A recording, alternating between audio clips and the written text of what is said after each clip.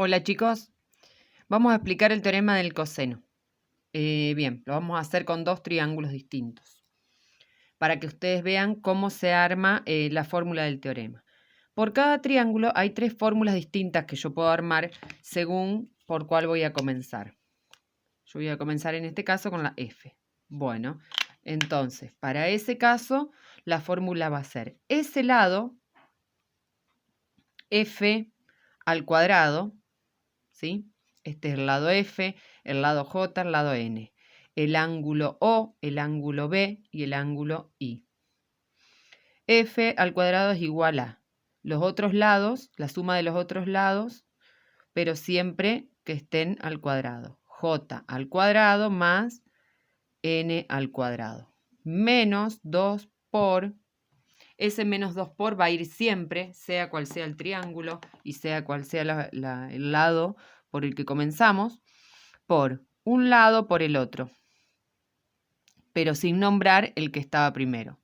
J por N por el coseno del ángulo que se opone al lado que comenzamos nombrando. Coseno del ángulo B.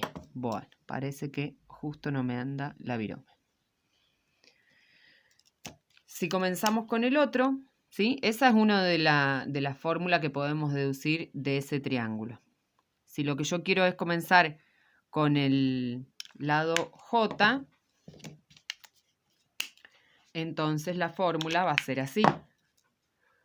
J al cuadrado es igual. Ahora tengo que hacer la suma de los cuadrados de los otros dos lados. Sería n al cuadrado más f al cuadrado. Por supuesto que no importa el orden, porque total es una suma. Puede ser f al cuadrado más n al cuadrado. Menos 2 por, como dijimos recién, el 2 por va siempre. Esos lados que nombré antes, que mencioné antes, por n, por f, pero sin elevar, por el coseno. Si yo empecé nombrando el lado j, es el coseno del ángulo que se opone a ese lado, y. Y si lo que yo quiero es comenzar por ese lado, por el lado n, lo que voy a hacer es n al cuadrado es igual a, voy a hacer la suma de los cuadrados de los otros dos lados. J al cuadrado más f al cuadrado menos 2 por, los vuelvo a nombrar pero sin elevar, j por f por el coseno de, estoy en el lado n, entonces sería coseno del ángulo O. Yo voy a usar de estas tres, o sea, no es que voy a plantear las tres, solamente voy a plantear la que yo necesite. Si en lugar de darme el triángulo con el nombre de los lados me los da con los vértices, es decir, que me nombra el triángulo MTF, ¿sí? Entonces, yo voy a tener que nombrar el lado. Y el lado, en este caso, de la única manera que lo puedo nombrar es como segmento, es desde donde empieza hasta donde termina. Por ejemplo, si yo quisiera este lado, lo que voy a hacer es el lado TF o FT también, no quiere decir que el lado comienza ahí y termina ahí, porque al ser un segmento puede ser que comienza ahí y termina ahí. O sea, tengo que nombrar los dos extremos en el orden que uno quiera. El lado TF al cuadrado es igual a, voy a nombrar el otro lado, TM al cuadrado más MF al cuadrado, eso que está ahí arriba significa segmento, menos 2 por TM por MF sin elevar por, me faltó papel, coseno de, yo comencé nombrando este lado, ¿de quién? Del ángulo M. A ver que se me nubló. Bien. Vamos a hacer de cuenta que yo ahora quiero nombrar ese lado que está ahí, por lo tanto el ángulo que voy a usar es ese. Así que voy a comenzar. ¿sí? Esto sería lo que estamos nombrando en el lila. MT al cuadrado es igual a, nombro el otro lado, MF al cuadrado más FT al cuadrado menos 2 por MF por FT por el coseno del ángulo F. ¿Sí? Eso es una F.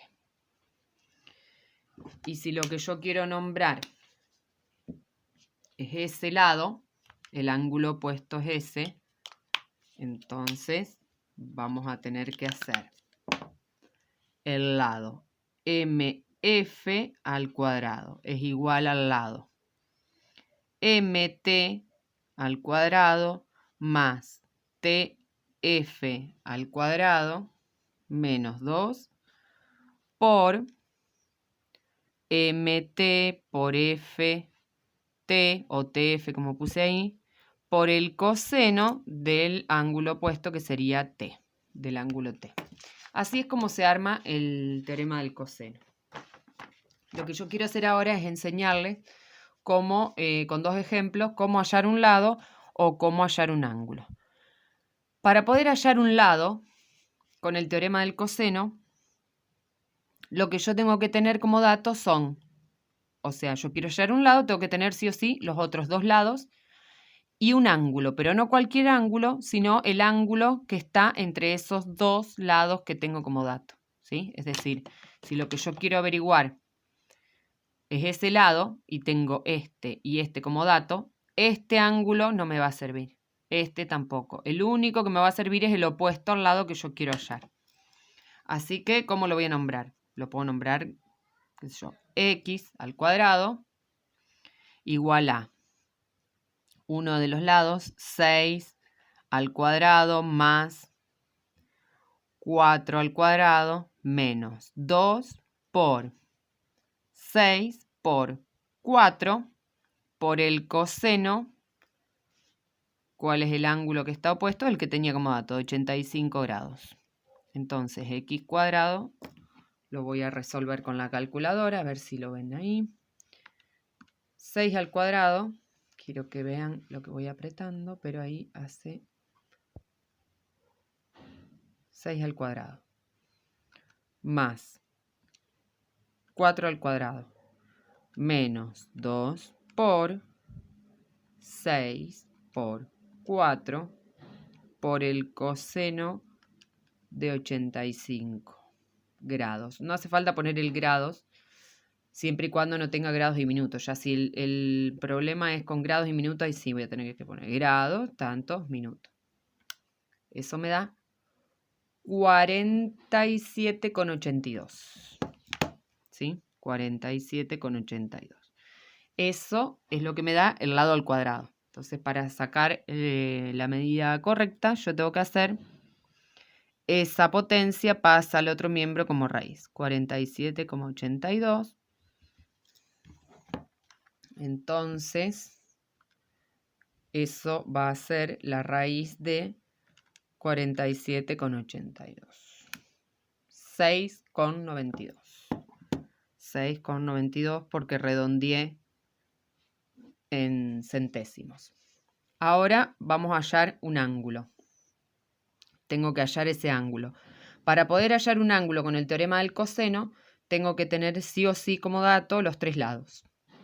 Así que voy a empezar planteando el teorema del coseno, pero comenzando por el lado que se opone al ángulo que yo quiero averiguar. Entonces acá voy a empezar con un 12 al cuadrado igual a 8 al cuadrado más 6 al cuadrado menos 2 por 8 por 6 por el coseno de, bueno, es lo que quiero averiguar, del ángulo X. Voy a resolver 12 al cuadrado, 144, es igual a 8 por 8, 64, más 6 por 6, 36, menos 2 por 8 por 6, 6 por 8, 48, por 2 sería